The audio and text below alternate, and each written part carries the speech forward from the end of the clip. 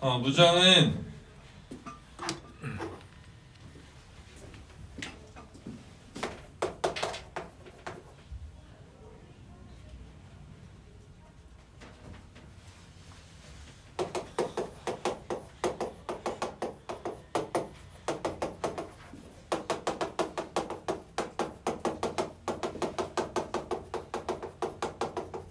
이 최초의 현대 소설이라고 하거든. 장편 소설이고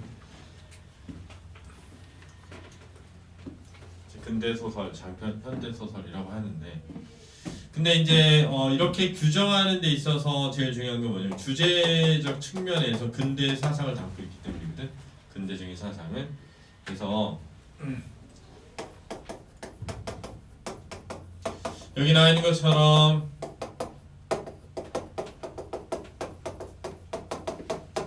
교육을 통한 민족의 계몽, 이것도 중요한데, 그치? 또 한편으로는 자유연애 사상도 있고요. 이러한 것들이 내용이 있어서의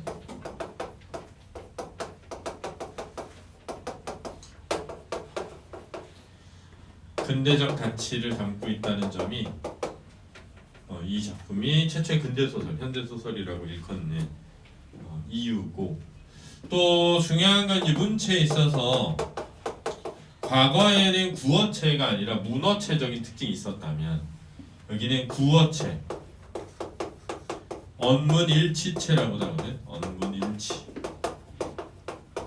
말과 글이 똑같다 이런 거야. 그렇지, 말과 글이 똑같다는 언문일치를 담고 있다는 데서 이 소설이 또 최초의 근대 소설이다, 현대 소설이다 이렇게 말하는 작품이 되는 이유죠. 그렇지?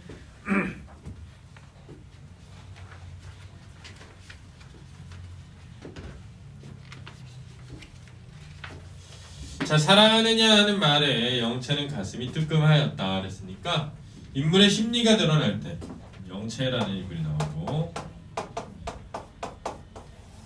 인물이 드러나고, 그렇지? 심리가 표현되어 있잖아. 가슴이 뜨끔하다. 심리가 표현되면 우리는 이게 뭐다? 전지적 작가 시점이구나 라고 이해할 수 있는 거지. 우리 지난주에 이미 설명했던 것처럼 전지적 작가 시점을 쓰게 되면 시대와 뭘 다룰 때가 많다? 인간형을 다룰 때가 많죠. 그죠? 이 시대는 사실은 막 이제 일제 강점기이기도 하면서 한편으로는 근대화가 일어나는 시기죠. 그치? 그 시기에 어떤 전 근대적인 인간형에서 근대적인 인간형을 만들어가는 과정, 이런 게 이제 드러나게 될 수 있잖아. 그치? 근데 갑자기 사랑하느냐 이랬거든. 사랑하느냐 하는 말에 가슴이 뜨끔하였다. 과연 자기가 형식을 사랑하는가 알 수가 없다. 그렇지? 자, 이런 거는 이제 영체의 생각이거든. 근데 지금 인물이 형식이라는 애가 나오고 있어서 우리는 영체와 형식이라는 인물이 나오는구나. 그래서 이미 1챕터에서 무슨 정보? 인물 정보를 주목해서 읽어라 이렇게 했단 말이야. 인물 정보를 주목해서 읽어라 이렇게. 근데 여기 이제 있는 부분을 보면 사실은 영체가 형식을 사랑하는지를 잘 모른대. 내가 나와 있는 내용은, 그렇지? 잘 모른대. 이렇게 관계를 이해해야 되잖아. 관계를. 그러면 영체는 형식을 사랑하는지 잘 모르는구나 이렇게 이해하면 되지. 그렇지? 잘 모르는구나. 자기는 다만 형식이라는 사람은 자기가 찾아야 할 사람, 섬겨야 할 사람을 알았을 뿐이요. 7, 8년도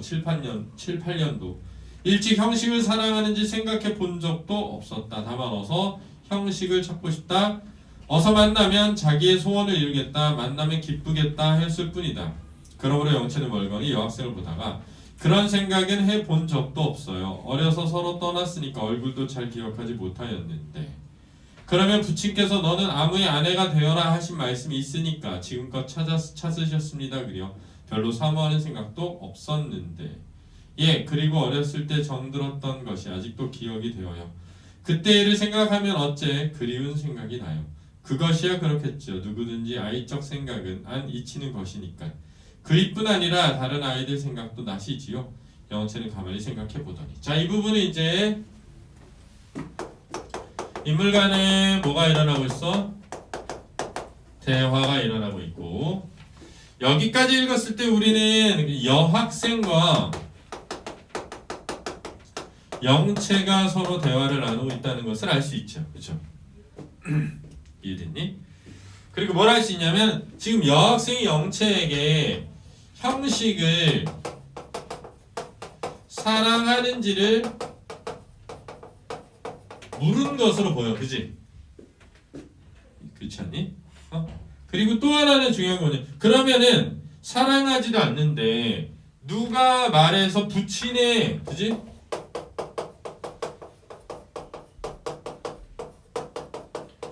너는 이 사람의 아내가 되라 라는 명령에 의해서 결혼을 생각한 거냐 이렇게 말하는 거거든. 그러면 이런 생각 있잖아. 이런 생각이 바로 부장제이고 이게 전 근대적인 뭐야? 사고지. 그렇지 않니? 그러면 영채라는 인물은 전 근대적인 사고방식을 가지고 있었던 인물이고 여학생은 그러한 영채를 일깨워주는 역할을 하는 거지. 대화를 통해서. 대화를 통해 영채를 각성시키고 있다. 이렇게 이해할 수 있는 거야. 예, 여러 동무들의 생각이 나요. 그러나 그의 생각이 제일 정답게 나요. 그랬더니 일전에 정작 얼굴 대하니까 생각던 바와는 다릅대다. 어쩐지 이전에 정답던 것까지도 더 깨지는 것 같아요. 왜 그런지 모르겠어요. 그래서 그날 저녁에 집에 돌아와서 어떻게 마음이 섭섭한지 물었습니다. 잘 알아들은 듯이 고개를 끄덕끄덕 하더니 말하기 어려운 듯이 그러면 지금은 그에게 대해서는 별로 사랑이 없습니다. 그래요. 왜냐하면 과거의 모습에 대한 그리움은 있는데 정다운과 지금의 모습을 보고는 그걸 못 느꼈단 말이야. 이 여자가. 영채는 저도 제 생각을 모르는 모양을 한참 생각하더니 글쎄요 만나니까 반갑기는 반가운데 어쩐지 기다리고 바라던 그 사람은 아닌 것 같아요. 내 마음속에 그리워던 사람과 딴 사람 같아요. 저도 웬일인가 했어요. 또 그이도 그다지 저를 반가워하는 것 같지도 아니하고 알았습니다. 하고 여학생은 눈을 감는다. 무엇을 알았단 말인가 하고 영채도 눈을 감는다. 여학생이 그런데 왜 죽을 결심을 하셨어요? 자 여기서 두 번째 사건을 알 수 있죠. 지금 첫 번째 사건 1, 사건 정보 1은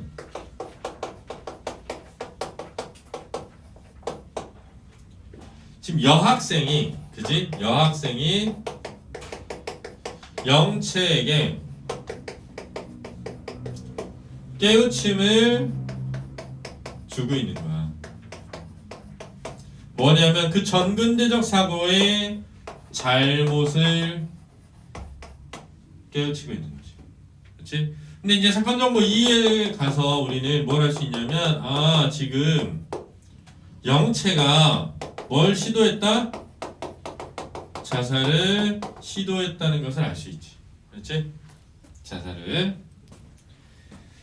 아니 죽고 어떡합니까? 그 사람 하나를 바라고. 그 사람은 형식이야. 지금껏 살아오던 것인데 일조의 정절을 더럽히고 그랬네. 그지? 원인은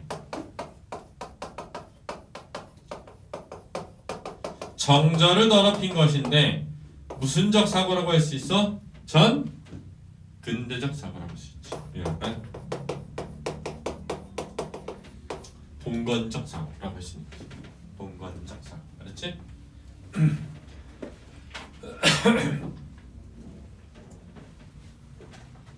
우리 막 그 사극이나 이런 거 보면 영화 보면 첫날 밤을 치르고 난 다음에 이제 여성이 어떤 처녀성을 그 드러내는 거를 막 이제 확인하고 막 이런 거 있었잖아. 과거에는 그런 거 되게 중요하게 여기고 중시 여겨가지고 실제로 뭐 예를 들면 여성이 신체적인 어떤 특징 때문에 심하게 뭐 운동을 했거나 뭐 이런 경우에도 안 그럴 수 있는데 그러면 막 정절을 더럽힌 여자라고 해가지고 죽이기도 하고 과거에는 심지어 진짜 잘못된 사고 방식인데 이 여자도 지금 자기가 아빠의 말을 듣고 그지 형식이랑 결혼해야 해 이 생각 가지고 서울 왔다가 나쁜 새끼 만나가지고 정절을 더럽혔단 말이야. 그지? 근데 뭐 본인의 잘못도 아니고 또 본인의 잘못이라는 게 아니잖아 그거는. 그지? 잘못이 아닌데 지금 이러고 있는 거야. 괴로운 빛이 얼굴에 나타나면 다시는 그 사람을 섬기지도 못하겠고 이제야 무엇으로 바라고 사나요? 하고 절망하듯 고개를 푹 숙인다. 나는 그것이 죽을 이유라고는 생각하지 아니합니다. 그러면 어찌하고요? 살지요 왜 죽어요? 영채는 깜짝 놀라 여학생을 본다. 여학생 힘있는 목소리로.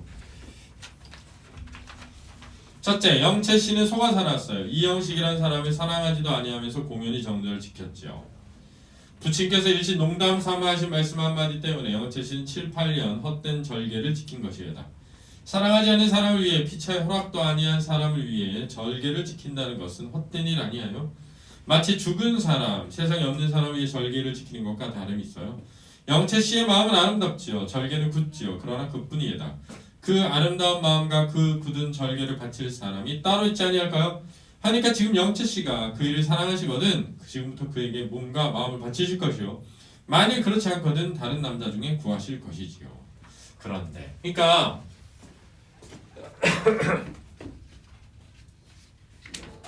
이 사람이 이거죠. 이 정절이라고 하는 것은 진정으로 사랑하는 사람을 위해서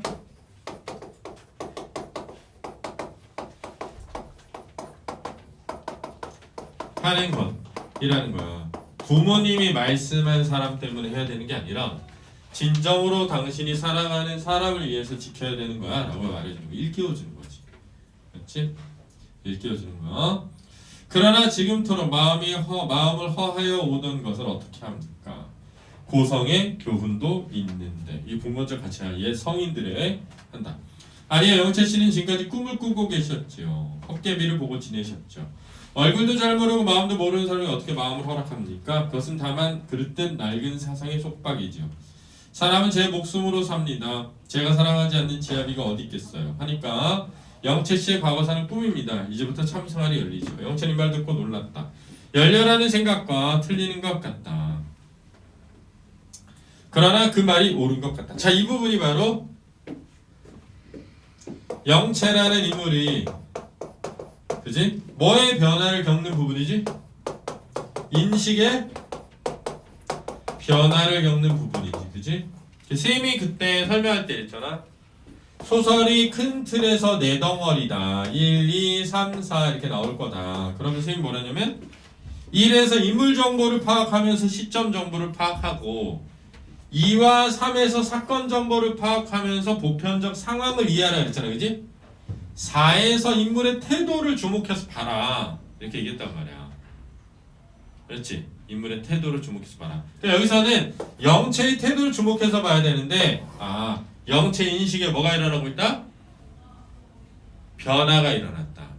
그렇지? 그러니까 인식의 변화는 곧 행동의 변화로 이어지는 거야. 그렇지? 그 행동은 그 태도를 반영하는 거지. 선 인식 후 태도가 변한다. 이렇게 중요한 거야. 이거 패턴이야. 보편적 패턴. 과연 지금토록 일찍 형식을 사랑한 적은 없었고 다만 헛개비로 제 마음에 드는 사람을 만들어 놓고 제 마음에 드는 사람은 실제 이형식이 아니라 마음속에 만들어 놓은 가짜 이형식인 거야. 그 사람의 이름을 형식이라고 짓고 그러고 그 사람과 진정 형식과 같은 사람으로 생각하고 그 사람을 찾는 대신 이형식을 찾다가 이형식을 보면 그 사람이 아닌 줄을 깨닫고 실망하고. 자, 그 사람을 찾는 대신 이형식을 찾다가 잘 봐.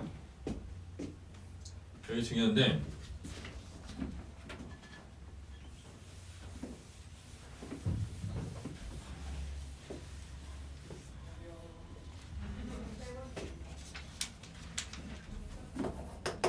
자, 제 마음에 드는 사람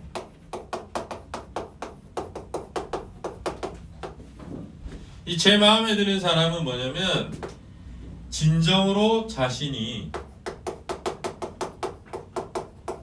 바라는 사람이고 사랑이 되는 거 알았지? 을 만들어 놓고 그 사람의 이름을 형식이라 짓고, 그러니까 이 사람의 진짜 내가 바라는 이름을 형식이라고 이름 짓는 거야.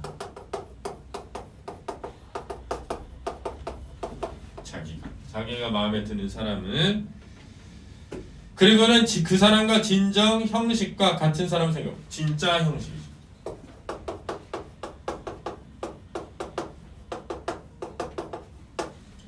얘는 부모님이 정한 인연이지. 그렇지? 진정 형식과 같은 사람은 그 사람을 찾는 대신, 자, 그 사람 누구라고? 제 마음에 드는 사람이야. 그렇지? 그러니까 내가 진짜 좋아하는 어떤 이상적인 남자를 찾는 대신, 이 말이야. 그 사람을 찾는 대신 이 형식을 찾다가, 여기서 이 형식을 찾다가는 진정 이 형식. 그냥 막 부모님이 정한 그 사람 만나려고 한 거지. 어떻게 찾아가서 이 형식을 보면, 이거 진정 이 형식. 알았지? 진정 이 형식을 보면 그 사람이 아닌 줄 깨닫고, 그 사람 뭐야? 자기가 좋아하는 어떤 스타일의 사람이지. 그렇지? 자기가 좋아하는 스타일의 사람. 실망하고 나서는 이제는 영구의 형식을 보지 못하겠구나 하고 실망한 것이라. 이렇게 생각하면 영체는 잘못 생각하였던 것을 깨닫는 생각과 또 아주 절망하였던 중에 새로운 광명이 바라는 듯하였다. 왜? 자기가 진정으로 사랑한 사람은 이 형식이 아니었으니까. 그렇지? 그래서 영체는 참 생활이 열릴까요? 다시 살 수 있을까요? 하고 여학생을 보았다. 새로운 삶에 대한 기대고 희망이지. 새로운 희망을 찾아가는 과정. 그러면 이제 우리는 이 이야기가 이렇게 흘러갔네. 그지? 그러니까 시간의 흐름에 따라 전개하니까 순행적이죠.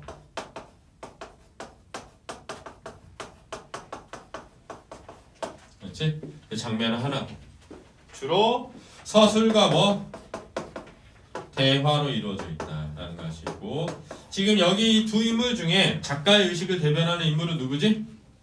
여학생이지. 병옥이라고 할 거야. 나중에 병옥이라는 애가 나올 건데, 여학생이 작가의 이 인식을, 그렇지?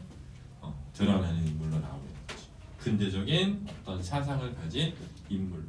그래서 어떻게 되냐면 둘이 그러면 나와 함께 갑시다. 이러면서 병옥이가 자기가 유학을 갈 예정인데 같이 일본으로 유학 가자고 해서 둘이 유학을 떠나기로 해. 근데 이형식은 누구랑 결혼해? 선형이랑. 선형이 누구냐면 이형식의 과외하던 학생이야. 자기가 영어 과외하러 가가지고, 영어였나? 아무튼 그 학생을 사랑하게 돼. 그래가지고 나중에 둘이 결혼을 해. 그래서 결혼을 해서 신혼여행을 가는 건가? 아무튼 그 기차 안에서, 근데 하필 만나 거기서 4시. 그래가지고 근데 이제 그 영채는 그런 굳은 마음을 가졌지만 바로 또 형식을 보자 마음이 흔들려. 부끄럽고 막. 그런데 그 과정이 이제 넷이서 기차를 타고 가다가 어디에 잠깐 내렸는데 수재를 만난 수혜민들을 돕는 공연인가를 같이 하면서 막 이제 막 깨어나는, 약간 근대적인 사상과 인식을 가진 주체적인 인물로 깨어나는. 그래서 거기서는 이형식이라는 인물이 작가 의식을 대변하는. 그래서 약간 춘원 이광수가 근본적으로 일제강점기에 처한 우리 민족을 바라본 인식이, 우리 민족이 너무 아직 무지몽매하다. 근데 그게 일본인에 비해 우리는 천하다, 낮다라는 인식이 깔려 있었던 거죠. 그러다 보니까 결국은 이제 친일로 돌아서고, 일본은 대단해, 뛰어나, 이렇게 간 거지. 니네는 좀 덜하겠지만 선생님 때만 해도 일본이 최고였거든. 뭐든 TV도 일본 거 최고.